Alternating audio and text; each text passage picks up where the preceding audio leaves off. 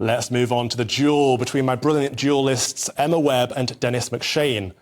A review by Baroness Louise Casey has found the Metropolitan Police to be institutionally racist, sexist and homophobic. The damning report, commissioned after the Met officer Wayne Couzens abducted and murdered Sarah Everard, says the force may need a complete overhaul and that public consent is broken. Well, it's time for the duel between my sidekick, Emma Webb, and this week's nemesis, former Labour MP and Minister for Europe, Dennis McShane.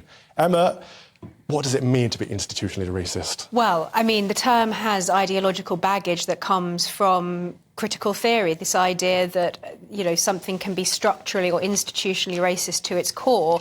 And so the only way to rid it of those demons, as it were, is to dismantle the entire institution. That's the sort of critical theory understanding of what it means. But to say something is institutionally racist implies that even if you took out all of the individuals involved, the institution itself would almost be beyond reform, that nothing would change even if you removed everybody from the system. But that, of course, isn't what we're talking about when we're looking at this evidence. We're talking about particular instances that demonstrate serious rot, I think, within the Metropolitan Police. And there's no doubt about the evidence that Louise Casey has presented in her report. But I think that Mark Rowley, the Met Commissioner, is absolutely right to pull back from this conclusion that it means that the Met is institutionally racist. Because if anything, that actually hampers your ability to deal with the problem in a meaningful way, because you're focusing on this abstract institution. What does it mean? We don't know. But we can look at individual problems and how to solve them.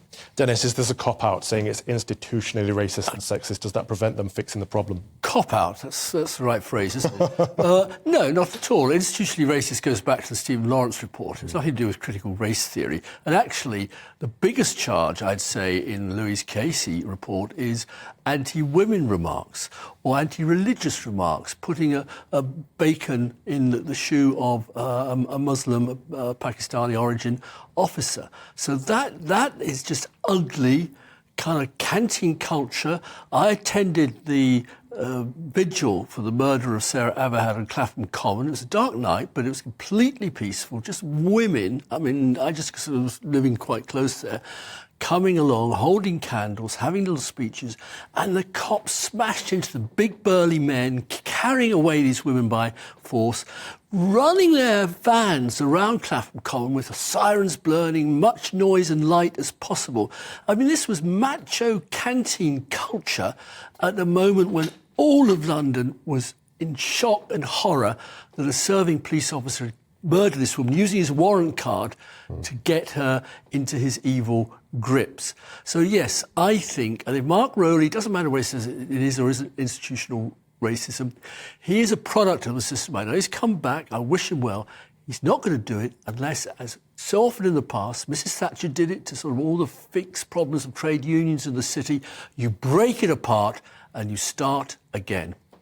Well, Emma, no one's denying that there is racism and sexism going on in the force, to a serious degree, actually. Bacon in the shoe is horrible, but of course the death of Sarah Everard is the ultimate angle of where this ends up. But is it being introduced through wokery? Has it been stoked on through the solutions that they've provided previously? Well, it's interesting, isn't it, that whilst the police have been more performative than ever in trying to demonstrate that they're inclusive by dancing around with pride flags, by wearing high-heeled shoes, by taking the knee, all of these things that the British public have seen the police actively aligning themselves with these progressive ideological causes. But at the same time, the reality is that I'd say this is a sticking plaster, but I don't think that's the right way to phrase it. Someone once said to me, you know, if an institution or any organisation or company is virtue signalling so much, you have to ask what might they be hiding. So obviously, all of the diversity and inclusion courses in the world, all of the performativity in the world hasn't dealt with the core of the problem. I think for me, the thing that stuck out the most from this evidence that I think has really stung a lot of people was the evidence about the fridges, rape kits being left in fridges and being allowed to, you know, basically go off so they can't be used as evidence. Someone keeping their lunchbox in a fridge with rape kit samples. I mean, this stuff is atrocious. And I mean, to say it's unprofessional doesn't even cut it. But that doesn't mean that, and yes, you said that the term institutional racism came from the start, it was first used in that Macpherson report, but ultimately institutional and structural racism whether, however you understand it, in the current context, comes with that ideological baggage. I think that the police force has all sorts of problems. I think the top-down structure, the leadership, is all wrong. We need bobbies on the beat, not people policing tweets.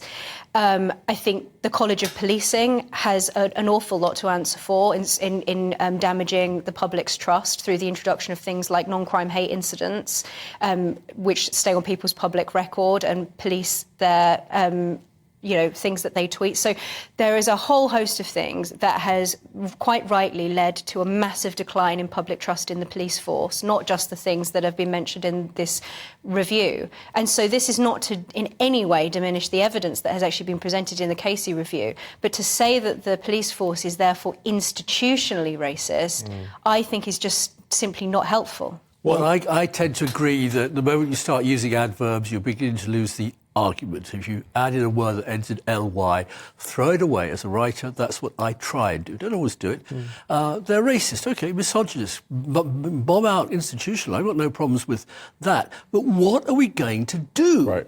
Now, I would suggest that we need an urgent commission. Maybe Emma could sit on it, and Calvin, get your dog collar back on. You should sit on it and go to other big cities in world capitals, doesn't matter where they are, Australia, New Zealand, North America, Europe, and see how they do it. Because offhand, the American police force had dreadful problems 20, 30 years ago. They, on the whole, seem to have taken a really tough decisions to clean it up. One simple change is that quite a lot of forces in around the world are graduate trained, just as our nurses now are graduate trained. To begin with, people say, nurses don't need to go to university. They don't. Neither do the police. I actually think the opposite is true. I think that we need to move away from the sort of HR approach to policing. The fact that police officers need a degree, I think, is just completely absurd. You do not need a degree to enforce the law. And in fact, what we're seeing is that in many cases, there are examples that suggest that often the police arrest people not fully understanding the law themselves, it not being entirely clear why someone is being arrested. So clearly having a degree isn't helping police officers to understand. I tend to agree. Having been arrested once too much in my life, I'm all for the view that the police officers arrest the wrong people. Yes, I entirely agree with that line. But seriously, it's not about HR, it's about training.